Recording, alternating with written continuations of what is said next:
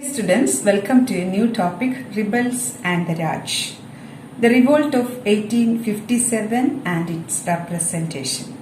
1857 കലാപം. ഈ ചാപ്റ്ററിൽ പ്രധാനമായും ഫോക്കസ് ഏരിയയിൽ ഉൾപ്പെടുത്തിയിട്ടുള്ള 3 ടോപ്പിക്കുകൾ. First one, leaders and followers, നേതാക്കന്മാരും അനുയായികളും. The second area, rumours and prophecies, കിംവദന്തികളും പ്രവചനങ്ങളും. Then the third one, images of the revolt, കലാപത്തിന്റെ ചിത്രീകരണം. ഈ 3 ഏരിയകളിൽ ആദ്യത്തെ 2 ഏരിയകളാണ് നമ്മൾ ഇന്ന് ഡിസ്കസ് ചെയ്യുന്നത്. So let us start. First of all, leaders and followers, നേതാക്കന്മാരും അനുയായികളും. 1857 മെയ് 10 കലാപം ആരംഭിക്കുന്നത്. ഉത്തർപ്രദേശിലെ മീററ്റിലെ ഇനാക്റ്റീവ് ഇൻഫാൻട്രി യൂണിറ്റിൽ ആരംഭിച്ച കലാപം, അതായത് കാലാൾപ്പട യൂണിറ്റിൽ ആരംഭിച്ച കലാപം മറ്റ് യൂണിറ്റുകളിലേക്ക്, കവൽട്രിയിലേക്കും, അതായത് കുതിരപ്പടയാളി യൂണിറ്റുകളിലേക്കും, പിന്നീട് നഗരത്തിലേക്കും സാധാരണ ജനങ്ങളിലേക്കും വ്യാപിക്കുന്നു.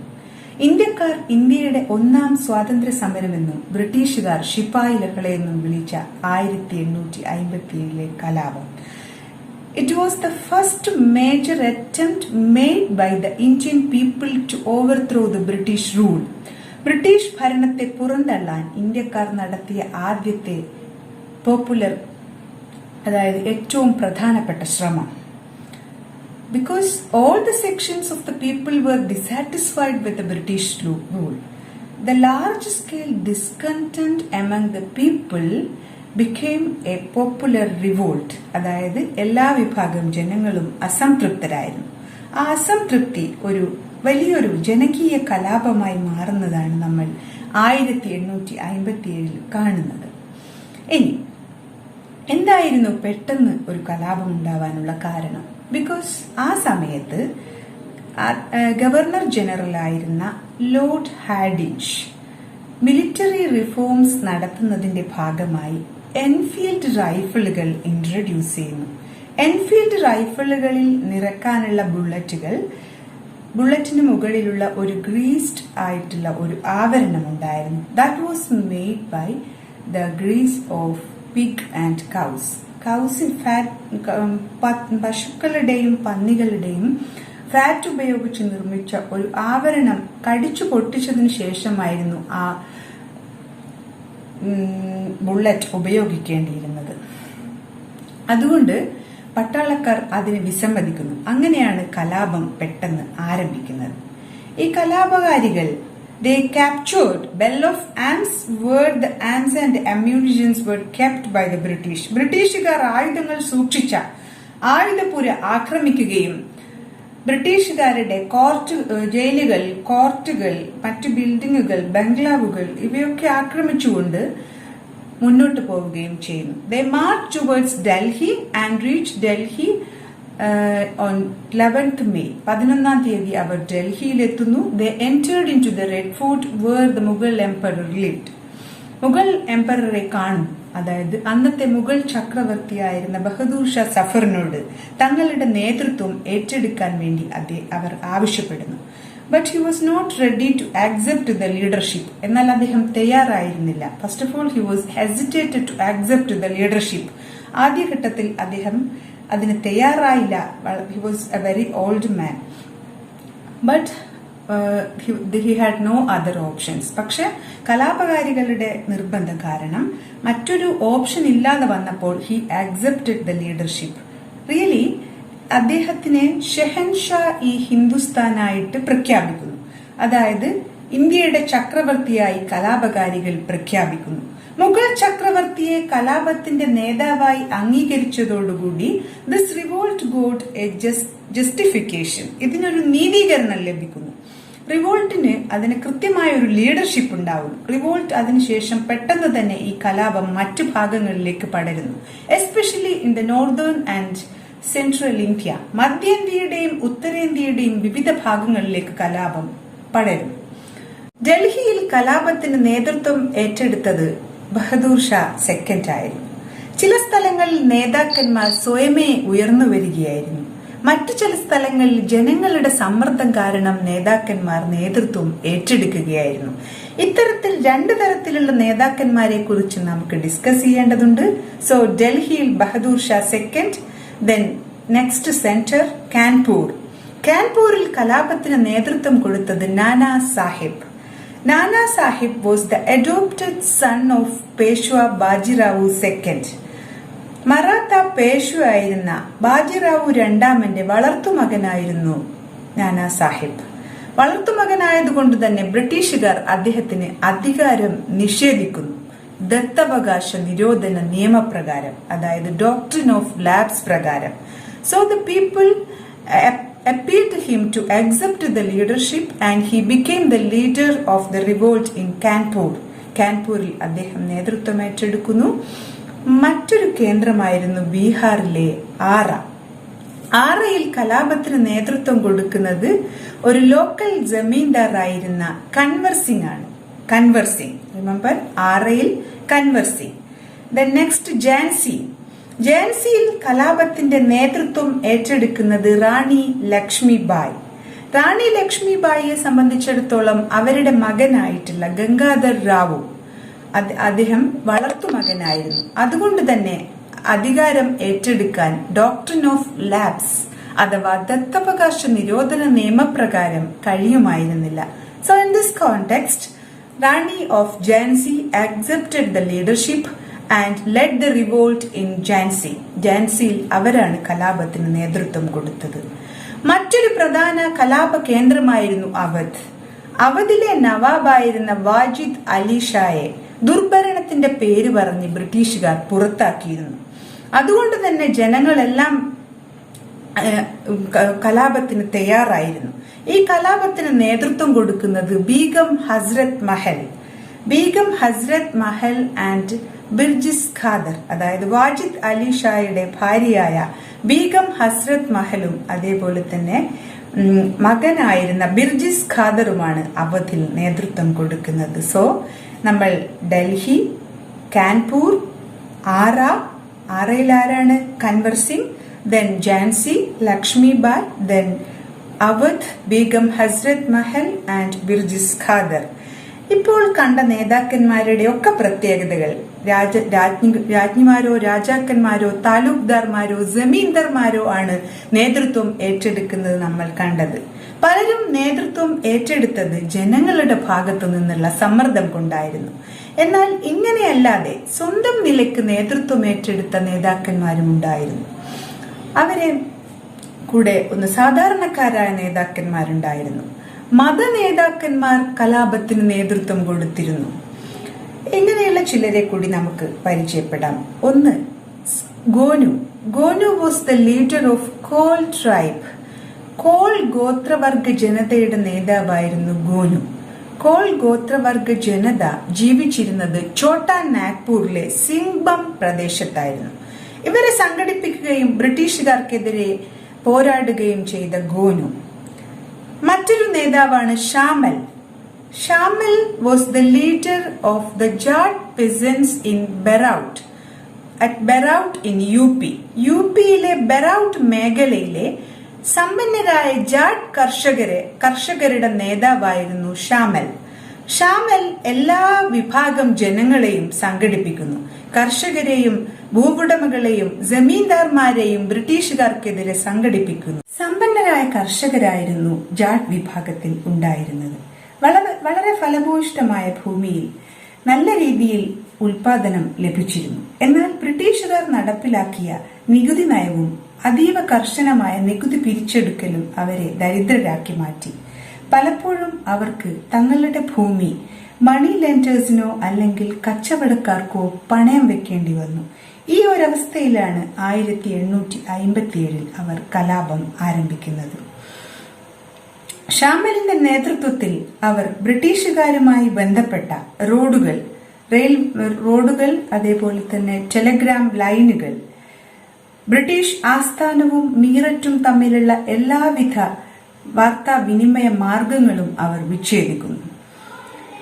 ഒരു ബ്രിട്ടീഷ് ഉദ്യോഗസ്ഥന്റെ ബംഗ്ലാവ് പിടിച്ചെടുക്കുകയും അതിനെ നീതിയുടെ ഹാൾ അഥവാ ഹാൾ ഓഫ് ജസ്റ്റിസ് ആക്കി മാറ്റുകയും ചെയ്യുന്നു. സ്വന്തമായി വിധിന്യായങ്ങൾ നടപ്പിലാക്കുകയും വളരെ നല്ല രീതിയിലുള്ള ഒരു ചാരസമ്പ്രദായവും ഷാമൽ ഏർപ്പെടുത്തുന്നു. ഒരു വേള ബ്രിട്ടീഷുകാരുടെ അധികാരം അവസാനിക്കുകയും, അതായത് ഫിറംഗി രാജ് അവസാനിക്കുകയും സ്വന്തം ഭരണകൂടം സ്ഥാപിക്കപ്പെട്ടതായും ജനങ്ങൾക്ക് തോന്നുന്നു. പ്രാദേശികമായി അദ്ദേഹം രാജ എന്നറിയപ്പെട്ടു. അപ്പോൾ ഷാമൽ നേതൃത്വം കൊടുത്തത് ജാട്ട് കർഷകർക്കാണ്. ഉത്തർപ്രദേശിലെ ബറൌട്ട് എന്ന സ്ഥലത്തായിരുന്നു അദ്ദേഹം നേതൃത്വം കൊടുത്തിരുന്നത്. അടുത്തതായി മൗലവി അഹമ്മദുള്ള കലാപത്തിന് നേതൃത്വം കൊടുത്തത് ഉത്തർപ്രദേശിലെ തന്നെ ഫൈസാബാദിലാണ്. He was educated, he got religious education from Hyderabad. ഹൈദരാബാദിൽ നിന്നും മതവിദ്യാഭ്യാസം പൂർത്തിയാക്കിയ അദ്ദേഹം മതപ്രചരണത്തിന് വേണ്ടി പ്രവർത്തിക്കുന്നു. 1857 അതായത് ഈ കലാപത്തിന്റെ കാലഘട്ടത്തിൽ അദ്ദേഹം ജനങ്ങളോട് ബ്രിട്ടീഷുകാർക്കെതിരെ ജിഹാദ് നടത്താൻ വേണ്ടി, അതായത് വിശുദ്ധ യുദ്ധം നടത്താൻ വേണ്ടി ആവശ്യപ്പെടുന്നു. He was traveled in a palanquin, അതായത് പല്ലക്കിലാണ് അദ്ദേഹം സഞ്ചരിച്ചിരുന്നത്. മുൻപിൽ ഡ്രം ബീറ്റേഴ്സ് അഥവാ ചെണ്ടം മുട്ടുന്നവരും പിന്നിൽ അനുയായികളുമായിട്ടാണ് അദ്ദേഹം യാത്ര ചെയ്തിരുന്നത്. So he was known as Danka Shah. Danka Shah means Shah with drum beaters, അതായത് ചെണ്ട കൊട്ടുന്ന ആളുകൾ അകമ്പടി സേവിച്ചിരുന്നത് കൊണ്ട് അദ്ദേഹം അങ്ങനെയാണ് അറിയപ്പെട്ടിരുന്നത്. People believed that he had magical powers and British could not defeat him. അദ്ദേഹത്തെ കീഴടക്കാൻ കഴിയില്ല, അദ്ദേഹത്തിന് മാന്ത്രിക ശക്തിയുള്ള പ്രവാചകനാണ് അദ്ദേഹം എന്ന് ഭൂരിഭാഗം ജനങ്ങളും വിശ്വസിക്കാൻ തുടങ്ങി.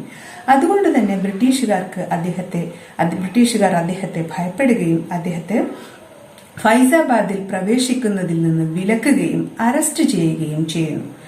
പിന്നീട് ജയിൽ മോചിതനായ അദ്ദേഹത്തെ 22nd ഇൻഫാൻട്രി അവരുടെ നേതാവായി അംഗീകരിക്കുകയും നേതാവായി അദ്ദേഹം 22nd ഇൻഫാൻട്രിയുടെ പടയോട്ടങ്ങൾക്ക് നേതൃത്വം കൊടുത്ത മൗലവി അഹമ്മദുള്ള അന്നത്തെ ബ്രിട്ടീഷ് ആർമിയെ, അതായത് ക്യാപ്റ്റൻ ലോറൻസിന്റെ നേതൃത്വത്തിലുള്ള ബ്രിട്ടീഷ് ആർമിയെ പരാജയപ്പെടുത്തുകയും ചെയ്യുന്നു.